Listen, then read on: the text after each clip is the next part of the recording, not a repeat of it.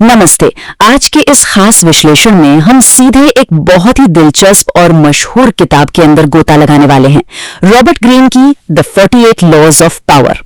देखिए, हमारा मकसद यहाँ कोई तरफदारी करना या किसी विचारधारा का समर्थन करना बिल्कुल नहीं है, बल्कि एकदम निष्पक्ष होकर ये समझना है कि इतिहास में रणनीतियों और ह्यूमन साइकोलॉजी का इस्तेमाल कैसे होता आया है।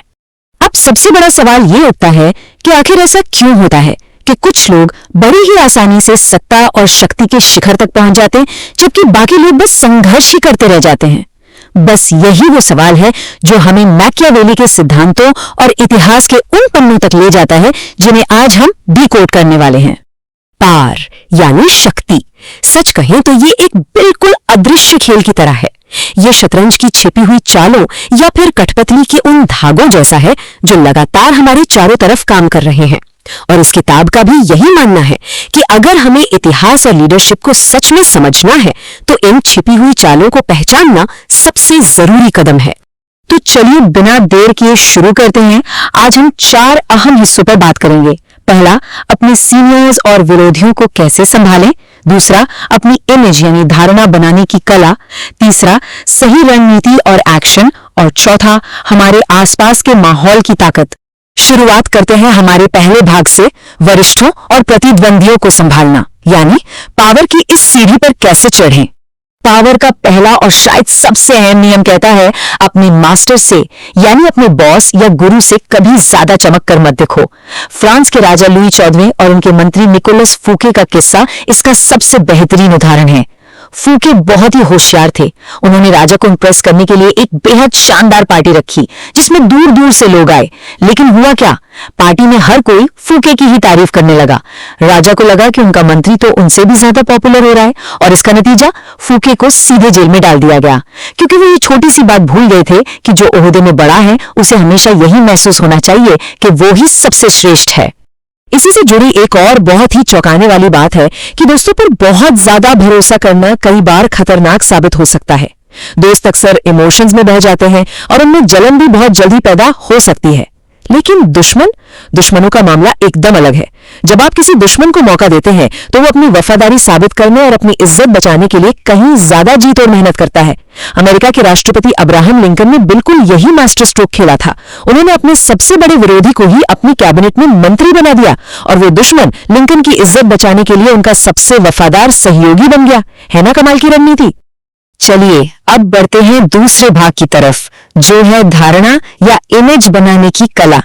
इसमें हम देखेंगे कि शब्द और छवि कैसे पावर तय करते हैं।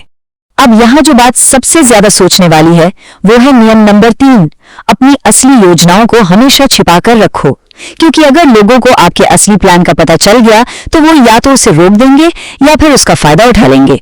जर्मनी के मशहूर नेता ओटो वॉन बिस्मार्क का ऐतिहासिक किस्सा यहाँ बिल्कुल सटीक बैठता है। उनका लक्ष्य था पूरी जर्मनी को एक करना, लेकिन उन्होंने इस राज को आखिरी पल तक बाकी राजाओं से बिल्कुल छिपा कर रखा।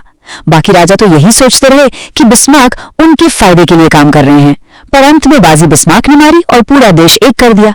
मतलब अपनी असली चाल हमेशा आखिर में ही चलनी चाहिए। और इसी राजदारी से जुड़ा है नियम नंबर 4, जरूरत से कम बोलना। अमेरिका के मशहूर करोड़पति जॉन डी रॉकफेलर इस कला में माहिर थे। वो अपनी 2-2 घंटे लंबी मीटिंग्स में एकदम चुप बैठे रहते थे। लोग बहस करते रहते और रॉकफेलर बस सुनते। लेकिन मीटिंग के आखिर में उनका बोला गया सिर्फ एक वाक्य इतना दमदार और डरावना होता था कि सबकी राय पलट जाती थी। देखिए, ज्यादा बोलने से अक्सर हमारे राज खुल जाते हैं, जबकि कम बोलना किसी को भी रहस्यमय और बहुत ही स्मार्ट बना देता है। सच ही कहा गया है कि शब्द अक्सर बातों को छिपाते हैं, लेकिन आपकी खामोशी बहुत कुछ बयां कर देती है। जरूरत से कम बोलना असल में हमारी कमजोरियों को बाहर आने से रोकता है। ये एक लीडर को अपने आप ही बहुत ज्यादा कैलकुलेटिव और पावरफुल दिखाता है। लोग कम बोलने वाले इंसान के दिमाग को आसानी से पढ़ ही नहीं पाते। अब बात करते हैं प्रतिष्ठा यानी रेप्यूटेशन की, जो असल में सब कुछ होती है। एक मजबूत नाम बनाना और झूठे आरोपों का तुरंत जवाब देना बहुत जरूरी है, क्योंकि आपकी रेप्यूटेशन ही आपकी असली पावर है। इतिहास के पन्नों में सिकंदर महान की छवि एक इतने खूंखार और निडर योद्धा की बन चुकी थी कि कई दुश्मन सेनाएं तो बिना हथियार उठाए सिर्फ सिकंदर के नाम से ही खौफ खाकर सरेंडर कर देती थी। एक बार आपकी इमेज मजबूत हो गई तो समझ लीजिए आपका आधा काम तो ऐसे ही हो गया। नियम नंबर 6 हमें बताता है कि किसी भी कीमत पर लोगों का ध्यान अपनी ओर खींचना चाहिए। फ्रांस की मैडम डी पोम्पाडूर की कहानी इसका एक परफेक्ट उदाहरण है। वो एक बहुत ही साधारण परिवार से थी, लेकिन उन्होंने क्या किया? उन्होंने पार्टियों में अपने एकदम अनोखे और क्रिएटिव स्टाइल से सबका ध्यान अपनी तरफ खींचा। उनका अंदाज इतना अलग था कि राजा लुई 15वें की नजर उन पर पड़ी और देखते ही देखते वो फ्रांस की सबसे शक्तिशाली महिला बन गई। सीधी सी बात है, दुनिया उसी को याद रखती है जो नजर आता है। भीड़ में खो जाना हार जाने के बराबर है। चलिए अब आते हैं हमारे तीसरे भाग पर, रणनीति, काम और उसका श्रेय लेना, यानी अपना मास्टर प्लान कैसे लागू करें। नियम 7 सुनने में थोड़ा सा कठोर लग सकता है, लेकिन ये कहता है काम दूसरों से करवाओ पर क्रेडिट खुद लो। थॉमस एडिसन का नाम तो हम सबने सुना है ना? लेकिन ये जानना बहुत दिलचस्प है कि एडिसन के आविष्कारों के पीछे असल में उनकी एक बहुत बड़ी रिसर्च टीम का हाथ था जो दिन रात पसीना बहाती थी।